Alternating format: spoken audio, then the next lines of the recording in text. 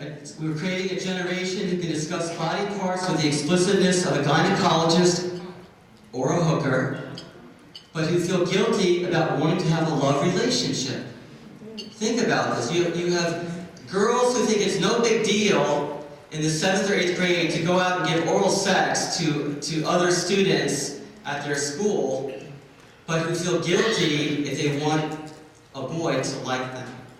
That is the crazy culture that we have created.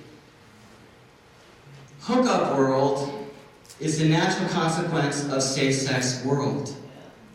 So if our young people are suffering, we don't have a youth problem in America, we have an adult problem.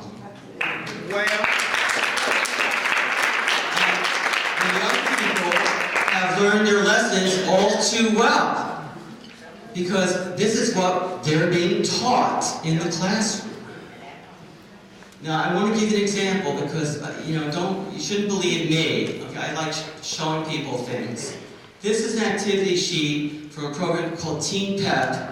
It was founded at the Princeton Center for Leadership Training, and they're funded by the New Jersey Health Department in 52 high schools in New Jersey, and they train peer leaders. And they have juniors and seniors competing with each other to be accepted in this elite program where they're trained to go and talk to 9th graders.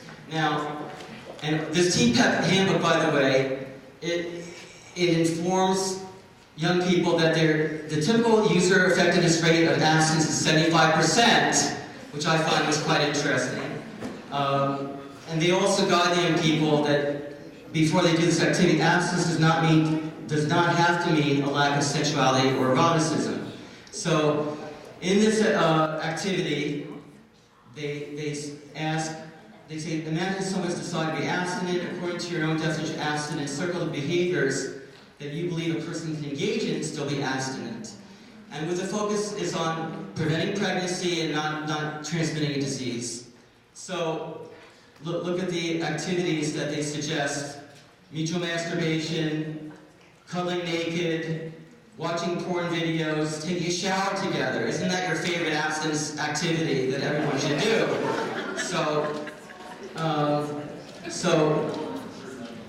abstinence is presented just as a form of birth control that can be replaced by other methods. If you get tired of your abstinent birth control, they actually have an activity where they put different contraceptive methods in 10 different bags. In the abstinent bag, the manual says, you may want to put a condom in the abstinence bag just in case your abstinence fails. You'll have the condom to back you up. Richard, what curriculum is that? That's the Teen Pep program. The worksheet is actually used from the Planned Parenthood curriculum, Making Sense of Abstinence. So we have basically abstinence redefined as outer course, meaning any sexual activity short of intercourse. And basically what that is sexual arousal. So when Martha Kepner from Seekis gets on the Michael Medved show and says, "Oh, we at Seekis, we strongly believe in abstinence," I had to kind of run to look at the book. She wrote, co-authored Talk About Sex. I had to look up her definition of abstinence. And then I understand, oh yeah, okay. She strongly supports the outer course version of abstinence. That's what Seekis supports.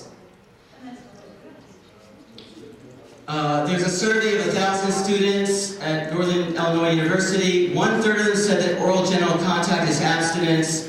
1/4 said that oral anal contact is abstinence.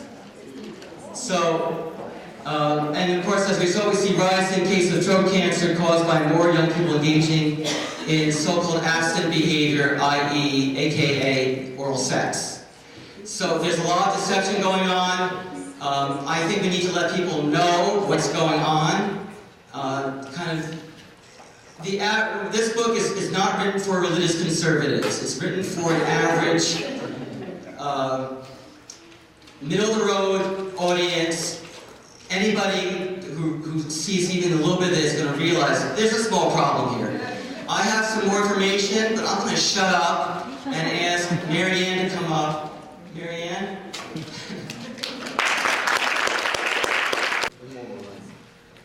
I want to tell you that Richard Panzer is really kind of a national treasure in my mind in terms of research. I want to tell you, this book is so full of documented, you can take it to the bank when he says it, and he just loves to show you, I'm not making this up. Because you know, some of it is so bizarre, so explicit, so out there that you actually think, oh, you're making this up, you're exaggerating. Oh, and then he puts up his little, thing. So, I'm really privileged to have my name on there, but I want to just tell you that Richard Panzer, really, if you want the research, just go ahead and call him up. Right? Is that right, Richard? When I say that? And I think the one thing that I'm excited about with the War on Intimacy is that it helps to connect the dots. Because I don't know about you, but when I got into this movement, it was like, okay, there's all this history, and there's these players, and then we have these opponents, and gee, I just want to tell kids, the safe-sexual marriage, and then there was all this stuff coming at me. Well, it reminds me kind of when, when you were little, you got a picture of the connect the dots, and you're all those random, numbers all over a page, and then you had to trace them by number before you could see the picture. Well, this book does a lot in my mind to connect the dots, to really show the foundations, the players, the ideology, and the agenda. And so I think it's a great help and resource that way.